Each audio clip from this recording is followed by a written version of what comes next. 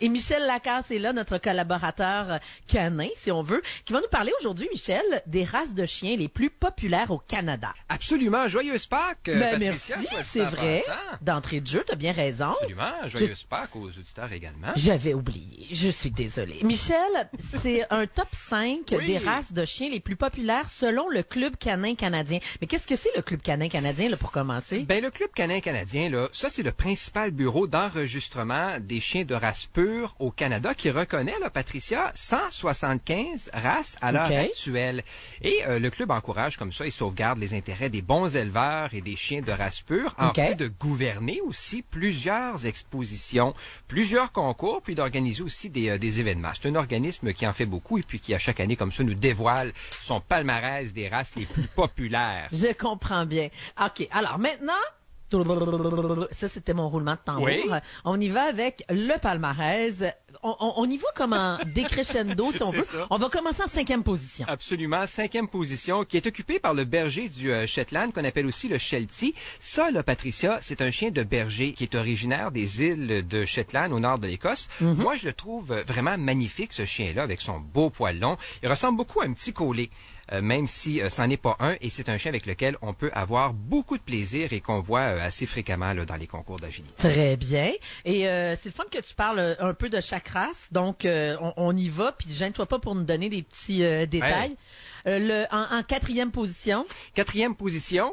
Le caniche qui a plus besoin de présentation, je crois. On connaît tous le caniche quand même assez bien.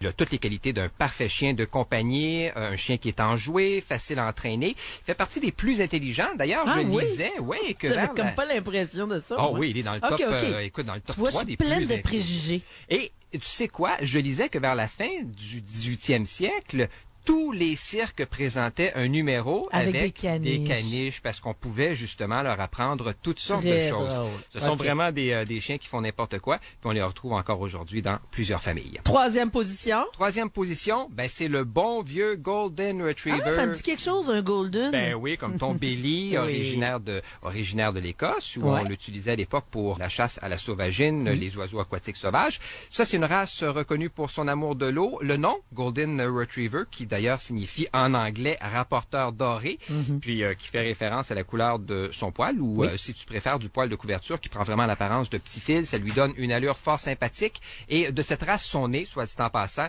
les fameux Golden Doodle, qui sont un croisement là, du Golden Retriever et du caniche, et que les gens aiment énormément. OK, il nous reste 2 places, on y va là, si on veut y arriver. 2e place. Le berger allemand qu'on retrouve, qui est une combinaison d'intelligence, d'agilité puis de force. Moi, j'adore les bergers allemands, qui sont vraiment de très bons chiens de famille, mais aussi de travail. Alors, c'est pourquoi on les voit toujours avec la police, les équipes de recherche et de sauvetage. Et en première position? Grande première position au top du top. Ben, ça change pas. C'est toujours le Labrador qui est là. Chien d'arrêt exceptionnel. Un très bon chasseur qui combine très bien son rôle de chien d'utilité à chien de famille, tout comme le berger allemand. On en voit vraiment beaucoup, Patricia. Donc, je suis pas surpris qu'ils soient en première position. Et il y a une légende qui dit que le Labrador serait issu du croisement d'un Terre-Neuve et d'une loutre. Puis? Ben, c'est pas vrai, évidemment, là. C'est faux. Ça, c'est un mythe. Mais c'est tout de même le chien le plus populaire au Canada. Et depuis 21 ans, selon le Club canin canadien, il est vraiment indélogeable du premier rang. Alors, Sonia, ma belle-sœur, qui a un Labrador, je la salue, ainsi que son chien. Happy.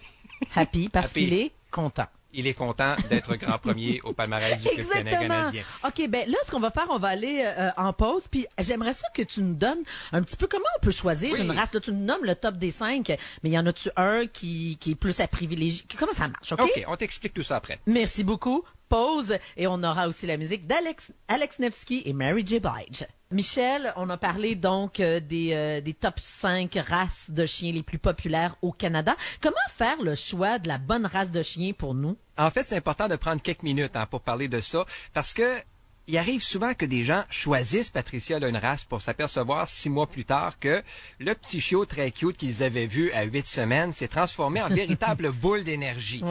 Et c'est pas tout à fait ce à quoi les gens s'attendaient. Et c'est là que les problèmes commencent. Moi, lorsque des gens me posent la question à savoir quelle race ils doivent choisir, j'ai une phrase qui revient toujours, et c'est « Dites-moi comment vous vivez, puis je vais vous dire quelle race de chien vous convient le mieux. » OK. Je pars de là, puis je fonctionne par critères. D'accord.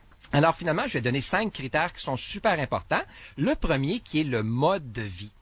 Est-ce qu'on est quelqu'un d'actif ou plutôt de sédentaire? Est-ce qu'on travaille 40 heures par semaine ou 60? Ça, ce sont des questions qui sont importantes pour faire un bon choix parce qu'il y a des races qui ont besoin de plus d'exercice et d'activité que d'autres, comme le berger allemand, le Jack Russell et plusieurs terriers, puis la liste est encore très longue. Alors, si on est incapable de combler les besoins de notre chien, ben on risque d'avoir évidemment un animal qui va se trouver quelque chose à faire dans la maison, qui va peut-être pas nous plaire ou qui pourrait peut-être développer aussi certains problèmes de comportement. Est-ce que l'âge d'un chien fait partie des critères? Oui, absolument. Et je vais peut-être revenir là-dessus dans une autre chronique. Mais si on veut un chien et qu'on ne désire pas passer par toutes les étapes de son éducation de base, on peut très bien considérer l'adoption d'un chien plus âgé dans un refuge ou ailleurs aussi. On lui donne une nouvelle vie. Et ces chiens-là ont souvent une bonne base d'éducation. Et comme ils sont un petit peu plus âgés, ben, ils ont parfois un peu moins d'énergie à dépenser. Alors, c'est une autre option qui est très intéressante. Et il faut aussi se demander pourquoi je veux un chien.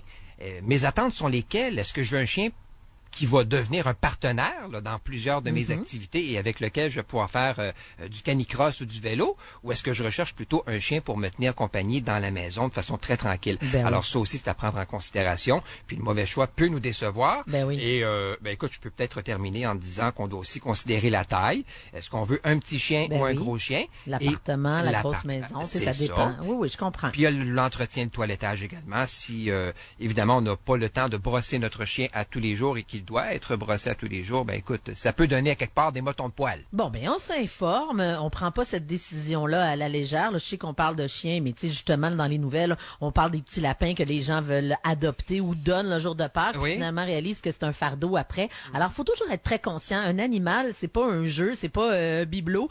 Faut prendre ça en considération comme si c'était un membre de la famille. Tout à fait raison. Merci beaucoup, Michel. Je te souhaite un très bon dimanche de Pâques et on se retrouve très bientôt. Merci pour les livres, hein? Ben, ça m'a fait plaisir. Amour de chien de Anne Richard aux éditions La Semaine. Voilà. Alors, je te laisse là-dessus. Nous, au retour, on va avoir de la musique.